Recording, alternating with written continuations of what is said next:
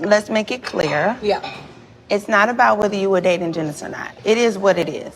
Porsha. Or not. Let's be real. You're going through a divorce, right? So your energy and smoke for me isn't really real. No. That's the elephant in the room, and that's the...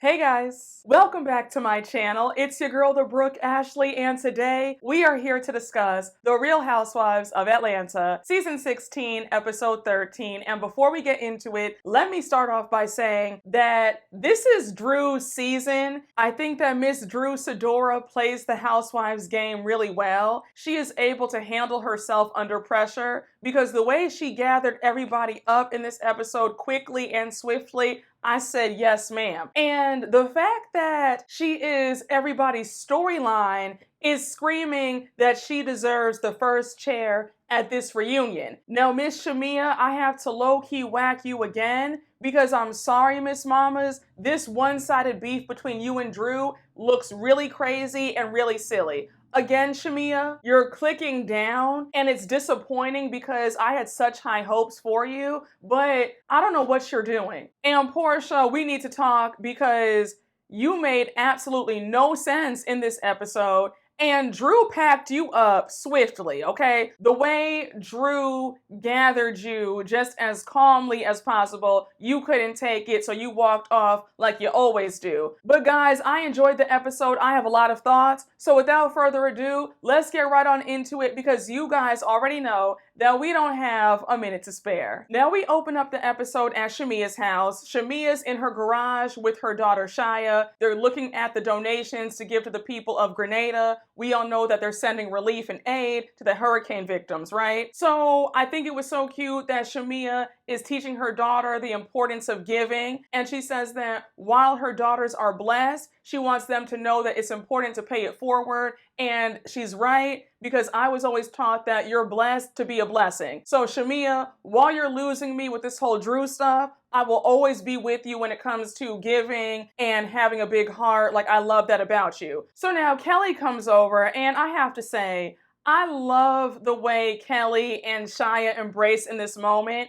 And you can tell that Shamia and Kelli are super close off camera because on Instagram, we see Kelli taking Shia out with her and her girls to eat and to the movies. Like, they're really locked in, and I love that. So I think that it's so cute that to Shia, that's Auntie Kelli. So Kelli opens up her trunk, and we see that she has about 20 or 30 cases of bottled water. And we cut to Kelli's confessional, and she says that she wants to spread some love and light. So now we see Shamia, Kelli, and Shia going over all the donations from everybody. We see that Drew sent over a bunch of donations, Cynthia sent over a bunch of donations, Porsha sent over a bunch of donations. Everybody did their thing. Angela sent her donations over. She says that as an inner city kid growing up, she knows what it feels like, so giving back is necessary. So now we see Miss Brit pull up to Shamia's house in her Rolls Royce and a Birkin, and she's only carrying one box. Now, for the 3 Brit stands, I'm gonna tell you right now, you might want to log off because I'm about to go in on your girl yet again because she keeps trying it. There we go. Thank you. And you're gonna always get it again and again and again.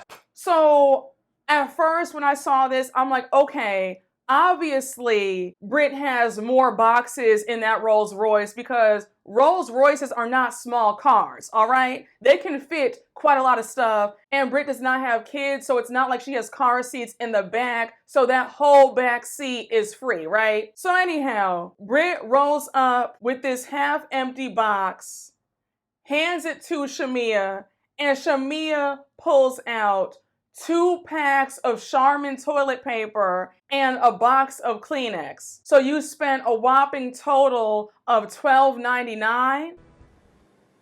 You done lost your damn mind. When you get your damn mind, you call me.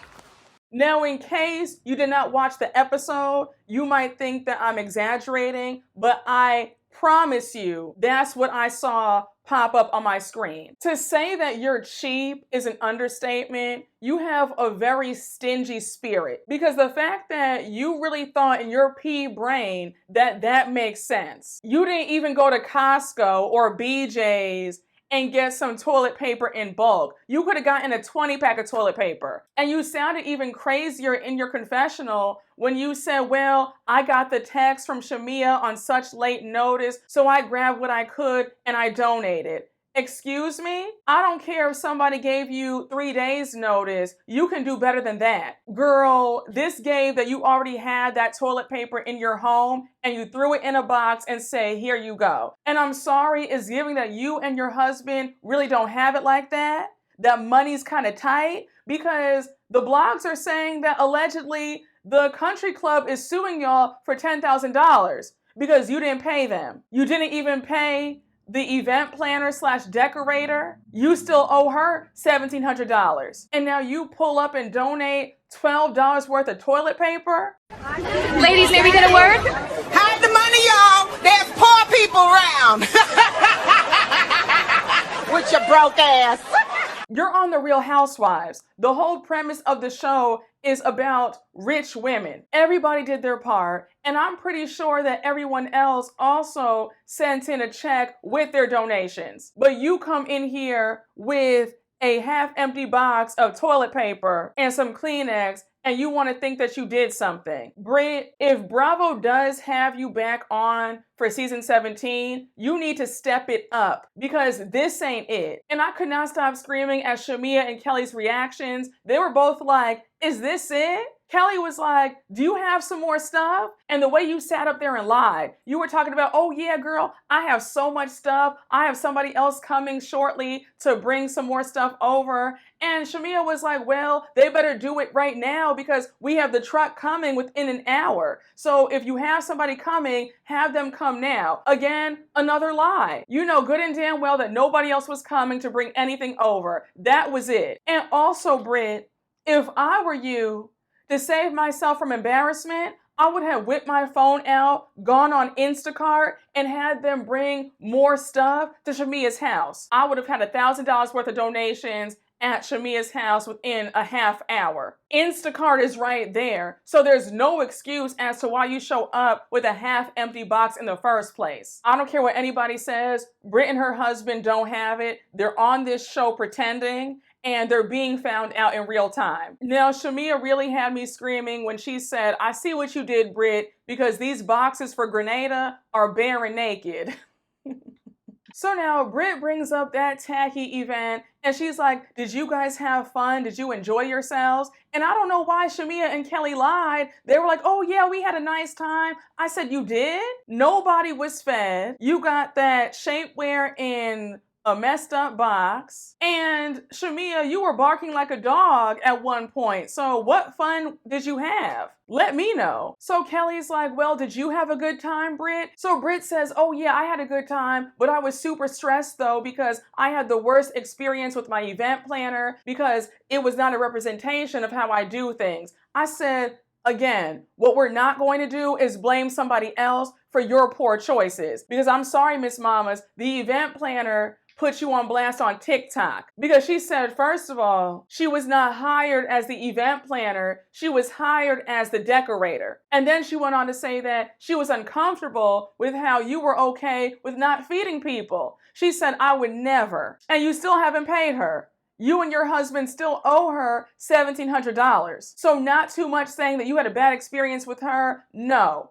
You had a bad experience with yourself because one, you can't plan a party right, and on top of that, you don't have the money. There is no ownership on Brit's part. So now Brit brings up the arguments that took place at her event, and she's like, Shamia, how do you feel about what took place between you and Drew? So Shamia says, well, people are going to say things and name call. It is what it is. But when she stood 10 toes down calling me a lapdog, I was like, I don't know where to go from here. Now, Shamia, I'm sorry, but you went out really sad in that last episode. When you started barking like a dog at that table, I had secondhand embarrassment. You could have handled that so much better. And Shamia, the people went into the archives and they dug up one of your old Instagram posts where you proudly called yourself Porsha's lap dog and guard dog. So I don't know why you're so mad now when somebody else points it out. It seems like you stood 10 toes down in that position a long time ago. But now I feel like because it's the popular thing to be mad at Drew, you want to join the bandwagon. Because how can you be mad at somebody else for calling you something that you called yourself years ago and proudly? Just saying. So now Brit goes on to ask Shamia about where do her and Porsha stand? Have they hashed out their issues? And Shamia says, yeah, we're good. We had a conversation. We were both hurt and we both cried. And we're all aware that the conversation didn't do a whole lot of good because Porsha and Shamia are beefing in real time. So, yeah, we shall see if they're able to mend their friendship at this reunion. Who knows? So now we jump on over to Porsha and Drew finally meeting up to have a sit-down conversation about something that should have been discussed 12 episodes ago. So they're at this bakery / coffee shop. It starts off sort of pleasant. It's definitely awkward. And we see that Porsha remarks that she didn't recognize Drew at first because Drew had this blonde wig on. So we cut to Porsha's confessional and she's like, that is not go naked hair. And the producer's like, well, she said it is. So now Porsha's like, oh, well, it's a mixture. So we see Drew ordering some tea and she says that she needs it because she's losing her voice. And Porsha's like, oh no, don't you have a showcase coming up? And Drew says, yeah, my album release showcase. And then she says, I don't know if you know, but I signed my deal with Dennis. And I don't care what anybody says, I will still stand 10 toes down, in my opinion, that Porsha is the most passive-aggressive person on this cast. Because all throughout this scene, the facial expressions, trying to gaslight Drew and then gaslight us, the viewers. I just said, my God. But Porsha says that she's well aware of Drew and Dennis working together, but on a scale of 1 to 10 of what matters in her life, this is a 2. And I said, hold on, Porsha, your words are not aligning with your actions. Because if you don't care about them working together, then how come it's been all you've been talking about for the last 12 episodes? If you are so unbothered, you would not be throwing shade, cursing Drew out, spreading that lie around about Drew offering booty for beats. You are clearly bothered. Because, first of all, the conversation between you and Drew should have happened a long time ago. It should not have taken us until episode 13 for you to finally sit down with her. So Drew makes it clear that she wants to nip this in the bud today. And then she goes on to say that a conversation could have been had a long time ago. So Porsha jumps in and says, well, I know, but I was upset and I don't communicate well when I'm upset. And I said, girl, we know that. Because when you're upset, Porsha, you're either passive aggressive or you're violent. There's no happy medium with you. You're either hot or cold. You're either gaslighting or you want to fight somebody's mama. You and your mom. Get the out. Girl, shut up. We'll deal with this one right there, okay? Spiritual leader, you best in leading. I heard what I said.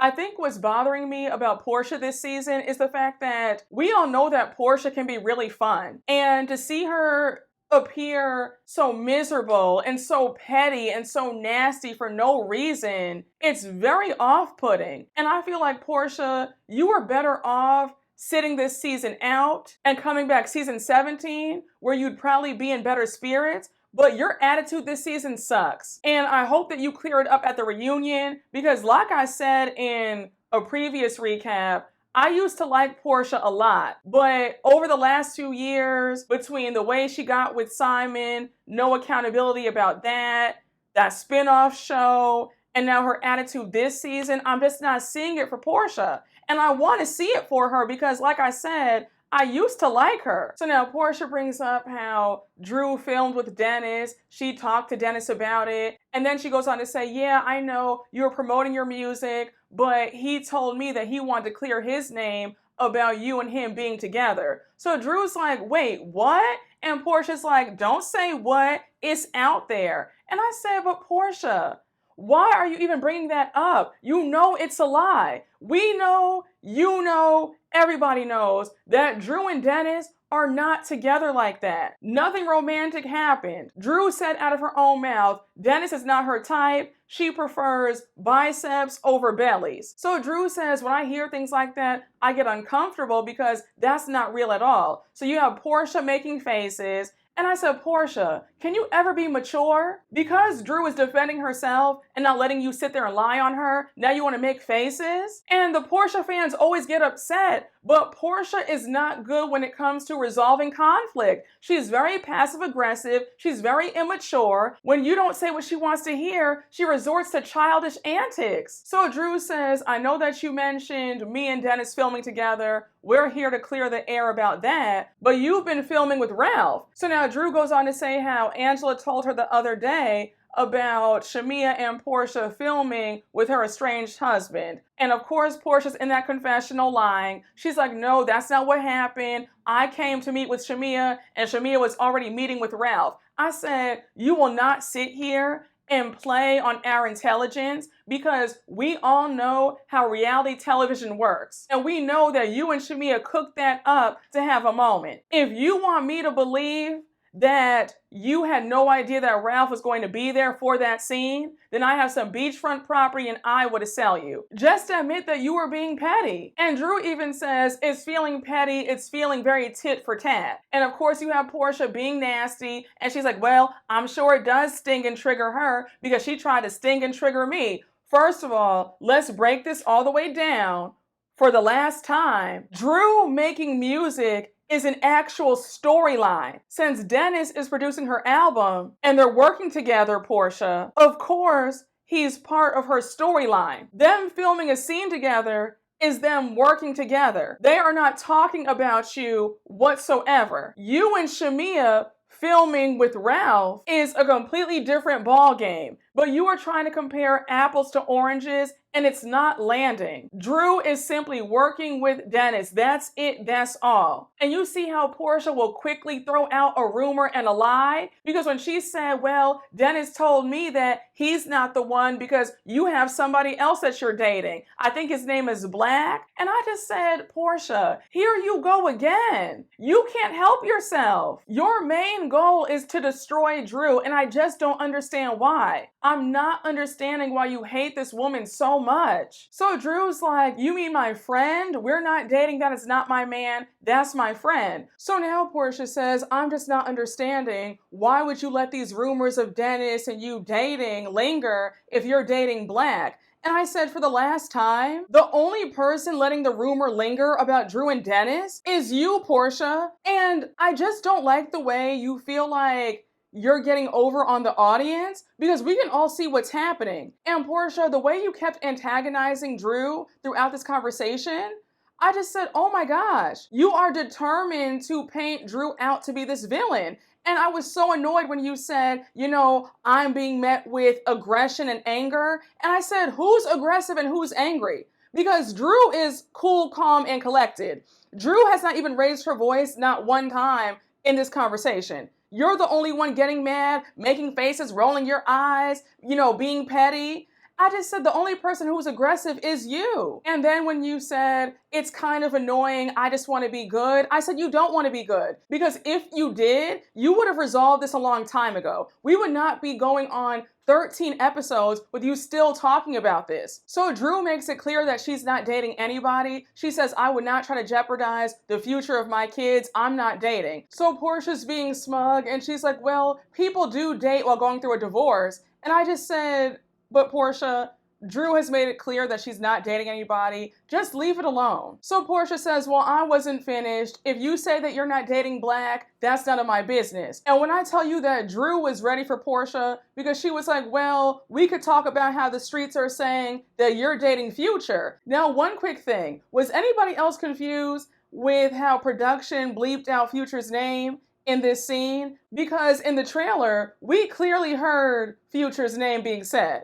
There were no bleep outs. So I don't know why they decided to bleep it out now, but it just doesn't make any sense because we heard his name being said in the trailer. I could definitely see Future and Porsha hooking up. That would not surprise me. And Future is a big trick too. So that seems like a match made in heaven, all right? But I was glad that Drew let Porsha know, like, girl, if you want to play this game and drop names out there, that I could do the same thing. So Porsha is clearly rattled by Drew throwing out Future's name. She denies it. And then she's like, let's be clear. This is about, are you dating Dennis or not? So now Drew says, Porsha, let's be so for real right now, because the elephant in the room is that you're going through a divorce right now, and your anger and smoke for me isn't real. Baby, the way Porsha was gagged, I said, oh, Drew, I said, whack her again.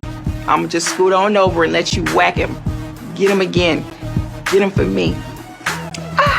Because that is the elephant in the room. We all know that if Porsha were still with Simon, she wouldn't give a damn about Dennis and Drew working together. So one thing about Porsha, anytime you call her out, expect for her to get up and leave. Because she's like, you know what, Drew? I'm not here to argue with you. Your whole vibe right now is combative. And Drew's like, no, it's not. I'm fine. I'm here to have a grown woman conversation. And again, how can you call Drew combative when the entire time she's been calm, she's let you speak, she hasn't raised her voice, she hasn't yelled, she hasn't cursed at you, she's talked to you in a very measured tone. You're the one making faces, rolling your eyes, sucking your teeth. I just don't understand it. So Porsha gets up and leaves, and then she says, I'd rather have my tea at home. And Drew says, I see why Simon left you, and I understand why Shamia wants to leave you too. I said, get her again. Porsha, I need you to go back to seasons 5 through 8 when you were enjoyable,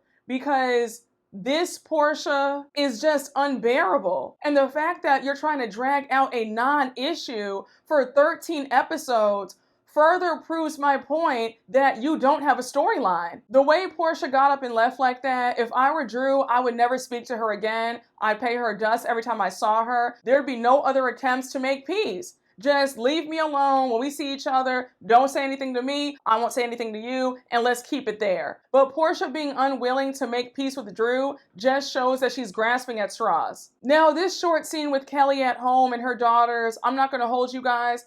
I don't have a whole lot to say, so we can just breeze right past it. But I will say this. I think that it's really shameful that her ex-husband is proud to be a deadbeat parent. The fact that Kelli's publicist told her that he called her ex, and he even asked, hey, do you think that you can make peace and just put your issues aside with Kelli to see your daughters? And the fact that this man said no, that is absolutely disgusting. And I really feel bad for Kelli. I was really sad watching her cry when she said, those girls don't deserve that. Do whatever you want to do to me, but not those girls. Like, that's just really pathetic that this man thinks that it is okay to just leave his daughters in the dust. Like I said in a previous recap, I wish Kelli's ex-husband the absolute worst. And I feel the same way about any deadbeat parent, because I just think it's really crazy how you can bring life into this world and just abandon them. And I really hope that Kelli is able to get to a place of peace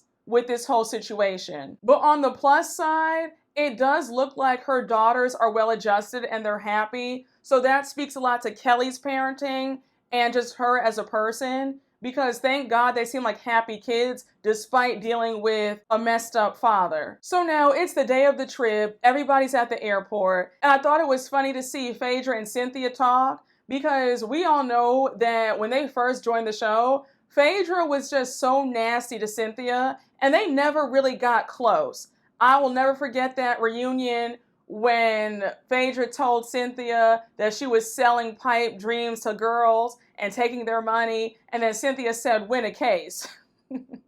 So we see Angela and Phaedra meet. They give each other a hug, and Angela says that her first time meeting Phaedra seems fun. And now we cut to Phaedra's confessional, and Phaedra, I need to just let you know that Miss Mamas, you tried it. I don't know what it is with you shading everybody in your confessional, but it's giving hater, and it just reconfirms why I never saw it for you when you first got on the show. You have a very nasty spirit. Because when you said Angela is the oldest looking young woman I've ever seen, let's just hope that her personality is more youthful than her face, I said Phaedra Parks. When you first joined this show 15 years ago, we all remember what you looked like. I think you were 37, 38 when you joined, because you're 52, 53 now, right? Phaedra, you were young when you joined the show, and you looked a lot older. You were very homely, very frumpy. The fashions were giving church lady realness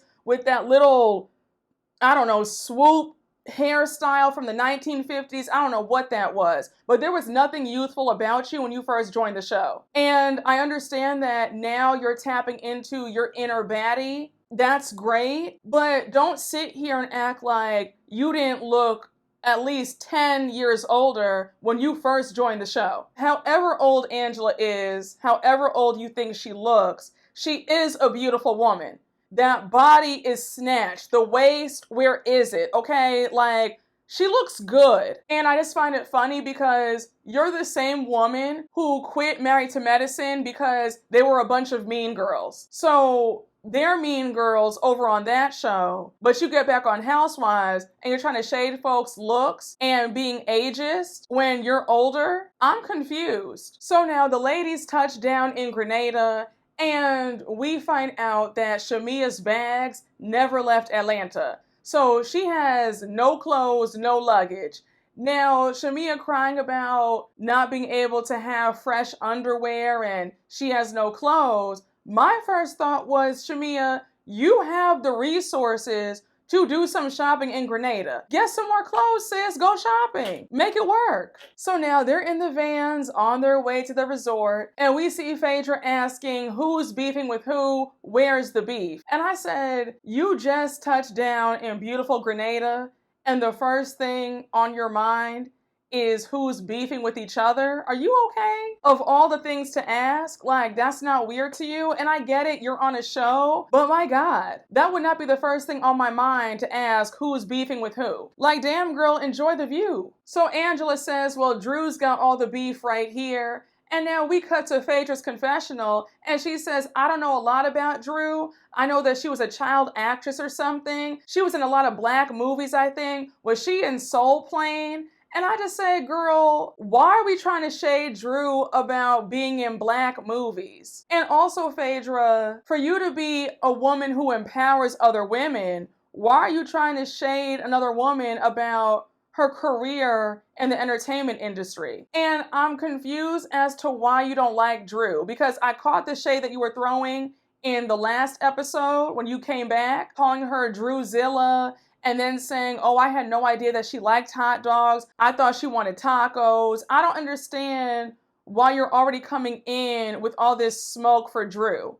It's weird. And then when you said outside of her odd outfits, she's a very interesting vibe. And I said, Phaedra, you never gave fashions ever. I know that you've improved over the last few years, but you still have quite a few misses. I said, girl, you know, I don't know who said, let's bring Phaedra back. I just don't. I really don't. I just don't think that Phaedra is needed. But I feel like we don't always need to bring a blast from the past back. It's okay for us to get some fresh faces, some fresh energy, some fresh blood on the show. What is Phaedra bringing? I'm so serious. What is she bringing? We're not getting a storyline because God forbid Phaedra gives you her real life. But Drew brings up her misunderstanding with Shamia, and then she goes on to say that Shamia called her a liar over her song because in her song she said that she speaks 5 languages and she meant the 5 love languages. So they arrive at the resort and they're greeted by these men on stilts, a steel pan band, like it's a whole production. So now they get to Shamia and Kelli's villa and we find out that everybody is going to be sharing a villa. So they sit down to play a game and figure out who's going to room with who. So we see that it's going to be Angela and Porsha in one villa together. When I tell you that Angela had me screaming. Angela was like, okay, I have to room with Porsha. That's fine because Charles is safe at home. I said, girl. I said, Miss Angela is quick with the read. I love a witty housewife. And I think that Angela is definitely one of the wittiest housewives that we've seen in quite some time. Brit, Edie, and Phaedra are rooming together. Brit says that she's excited to room with Phaedra, and Phaedra says that she loves strangers, and Brit Edie seems like a party. I get the impression that Phaedra wants to live vicariously through Brit Edie, because we all know that Phaedra can be really rude to strangers and newbies in the group, but I feel like she likes Brit Edie's aesthetic, and because of that, she wants to get close to her. Is it just me who picks up on that? Because I'm shocked that Phaedra is taking so quickly to somebody new. And now we have Cynthia and Drew sharing a villa together, and they arm wrestle to see who's gonna get the best room, and Drew wins. So now everybody grabs some lunch, and then they all head to their villas. So now we see Kelli and Shamia talking, and Shamia says that she is a bit uncomfortable when it comes to Drew, because the other day on Instagram, Drew tagged her in a picture calling her out about imaginary one-sided beefs, and Shamia's upset. Now, Shamia, how are you upset about Drew calling you out when you were bashing her on your radio interview? So it's okay for you to clown her on the radio, but when she tags you on Instagram asking,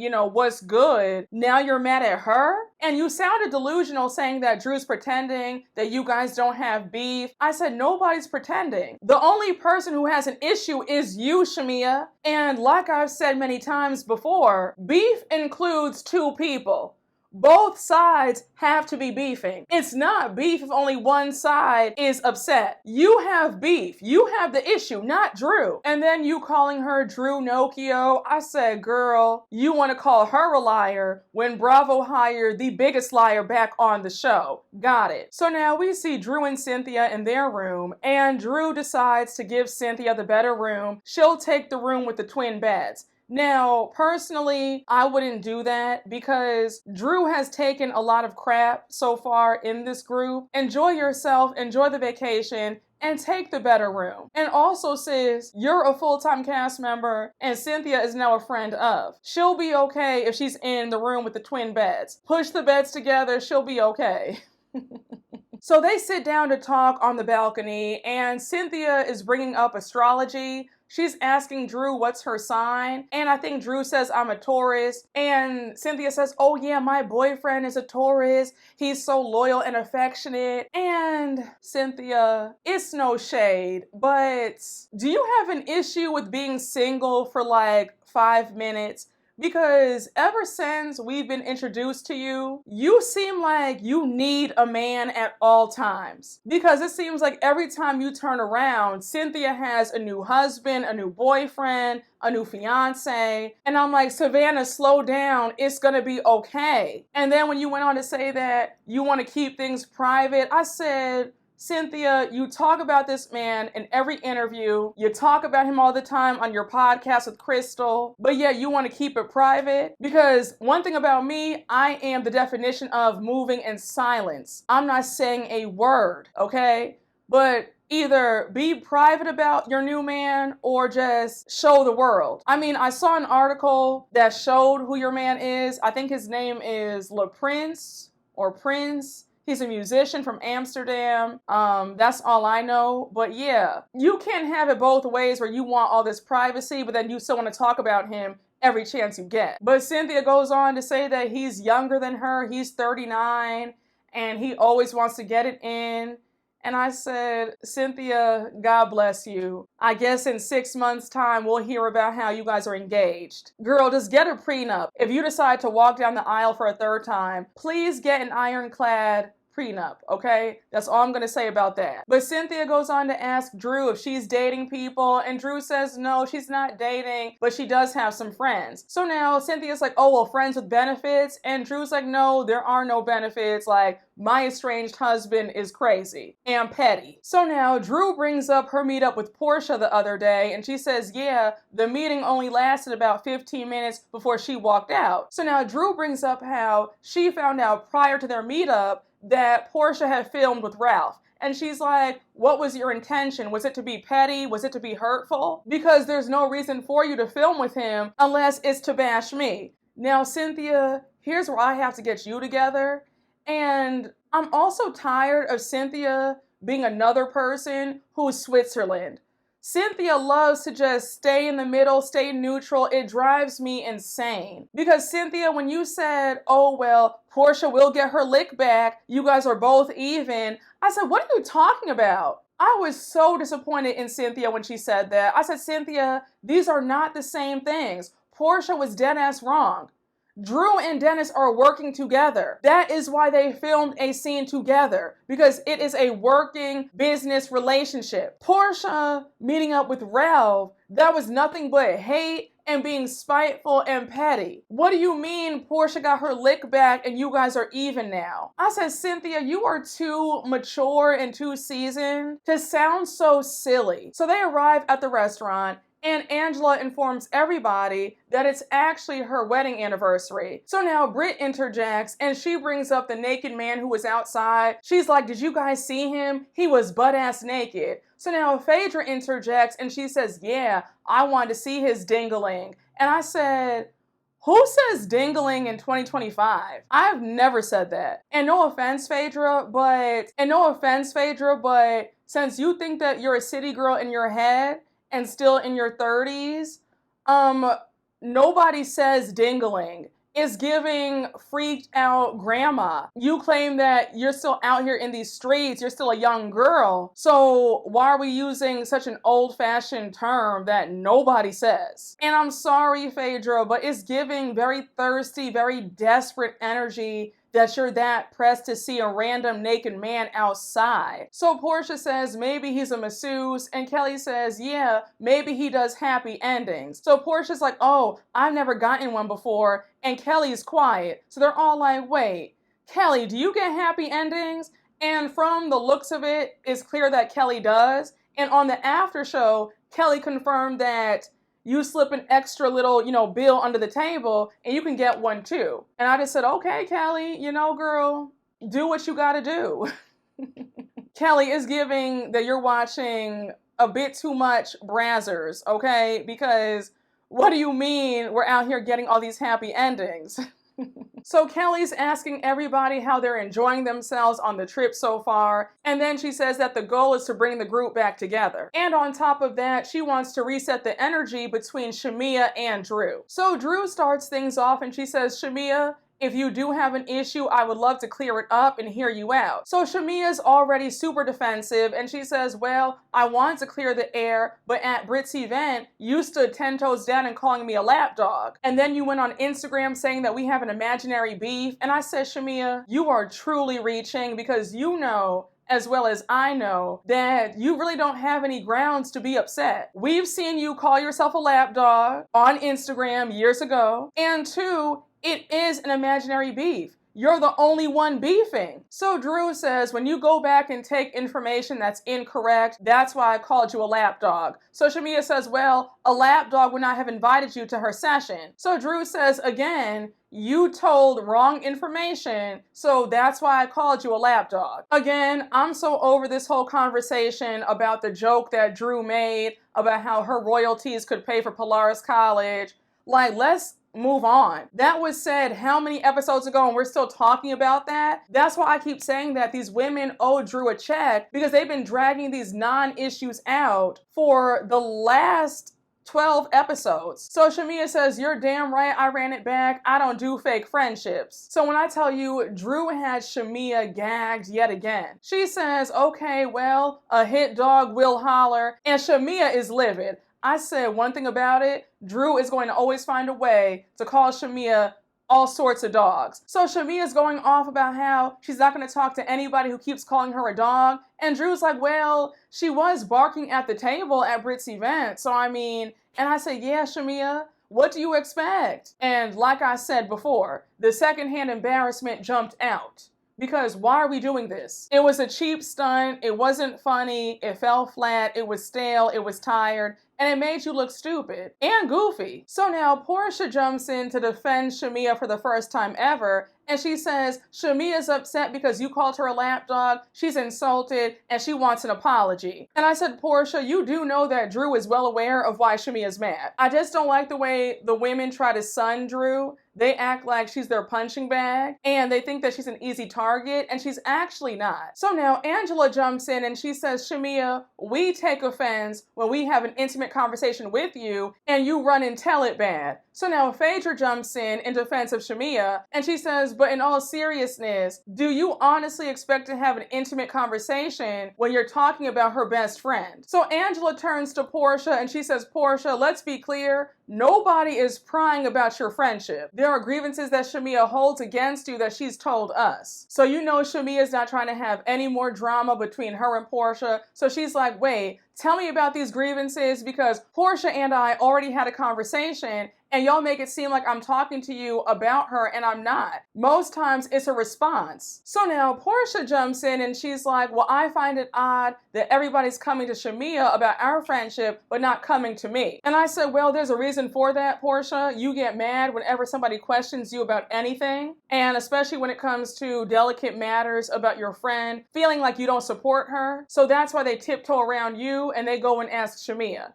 Because when it comes to you, you're going to get angry, you're going to walk away, you're going to feel like somebody attacked you. So of course, nobody's going to ask you because of your attitude. Let's not act like you're a safe space. So now Kelli jumps in and she's like, but Porsha, do you feel like you've been a good friend to Shamea? And immediately Porsha is already annoyed and defensive. She's like, oh yeah, me and Shamea already talked. We had a conversation. We've moved on. We've moved forward. And Kelly's like, well, you did say that nobody goes on to ask you about your friendship, so that's why I'm asking. And Porsha's like, no, I said prior to, but we've already talked, we're good, we've moved on, so everybody else move on. I said, there you have it, folks. Anytime you ask Porsha a simple question about anything going on in her life that she does not want to talk about, she gets upset. You just said a minute ago, why do you guys all go to Shamea about our friendship? Why does nobody ask me? Kelli asked you and you immediately snapped at her. So Kelli says, look, Porsha, at the end of the day, that's your friendship with Shamea.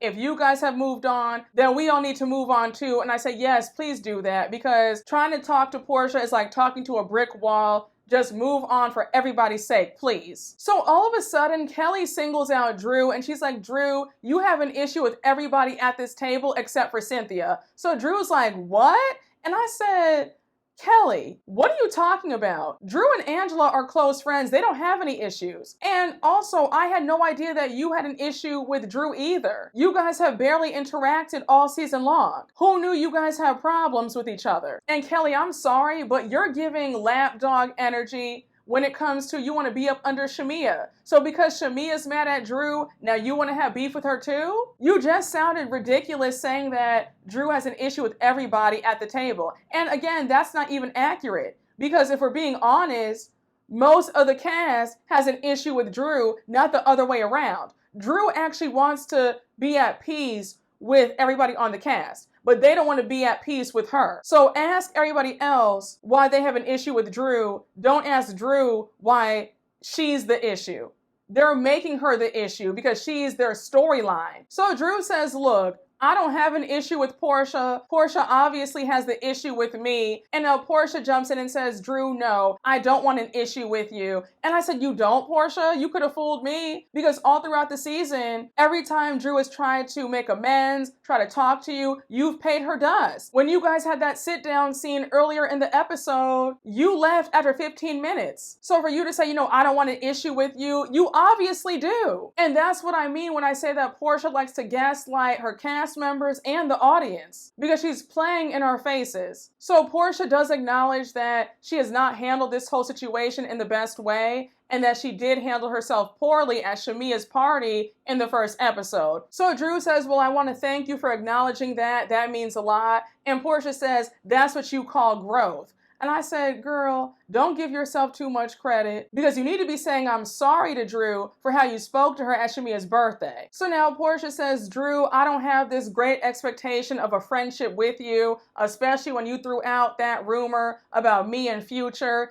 And Drew says, well, you brought up a rumor about me and Black. And I said, Porsha, what are we doing here? You hit her first, she hits you back harder. So pretty much you don't want Drew to defend herself at all. You just want to be able to say what you want to say to her, and you want Drew to sit there and shut up. When I tell you I checked out during this argument, I was so over it because there's just no winning with Porsha. Porsha is determined to hate Drew, so there's no changing her mind. Whatever Drew says, whatever Drew does, Porsha is going to find a way to villainize her. It was really irritating to watch. So Porsha says the whole narrative that you're sleeping with Dennis, you're trying to clear that up. Just say I'm not with him, I'm with someone else. So now we cut to Porsha's confessional and a producer asks her, how did Porsha find out that Drew is dating Black? So Porsha says, well, Dennis told me. And then she says, oops, cut that out. I said, this is another lie. We know that Dennis told you no such thing,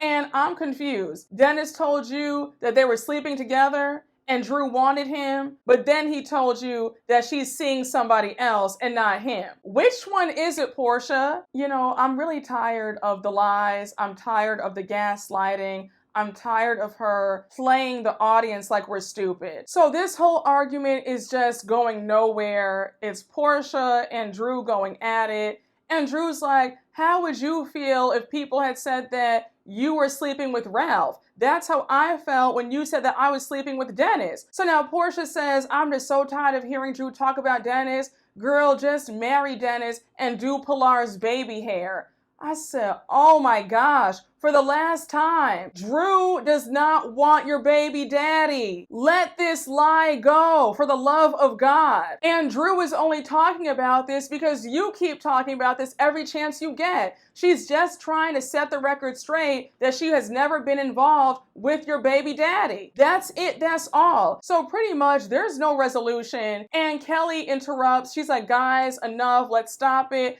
Everybody stop talking. And she's holding a crystal. So she says, whoever holds the crystal gets to speak. So Drew gets the crystal and she says, Porsha, I acknowledge that I should have texted you when me and Dennis first started working together. That was my mistake. That was my misstep. But I can assure you that me and Dennis have never done anything inappropriate ever. So finally, Porsha says, I received that and I hear you, Drew. I believe you. I said, thank you, Jesus. Won't he do it? Thank you, God. Thank you. Thank you, Jesus. Thank you, Jesus. Thank you. And I'm telling you right now, I better not hear another word about Drew and Dennis until the reunion. Let this go. So now Brit takes the crystal and she says, I just want to say, since we're on the topic of baby daddies and ex-husbands, I just want to say, Phaedra, I've never met Apollo. I've never slept with Apollo, but he was invited to my event through my husband, Mike, and there was no malicious intent. I just wanted to tell you. So Phaedra's like, girl, I could care less. Like, Apollo is not my husband anymore. He has a new wife. I could care less. And I said, oh, really? Because the way you were so pressed on Married to Medicine when they invited him and his new wife on that cast trip, didn't you quit the show over that? So now it's, I could care less about that man. That's not my husband anymore. You know, do what you want. Invite him. Like, I don't care. Which one is it, Phaedra? So everybody was low-key confused. And Shamia's like, Brit, read the room.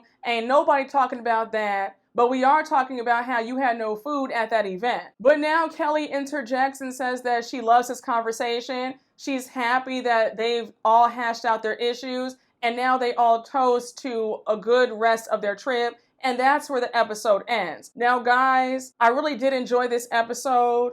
I'm curious to see what happens in the next one, because the fact that Shamia is going to call out Miss Brit Edie for only donating 2 packs of toilet tissue, I'm seated, okay? I cannot wait, because somebody needs to call her out for being so cheap and so tacky. But y'all, I enjoyed the episode. It had a lot going on.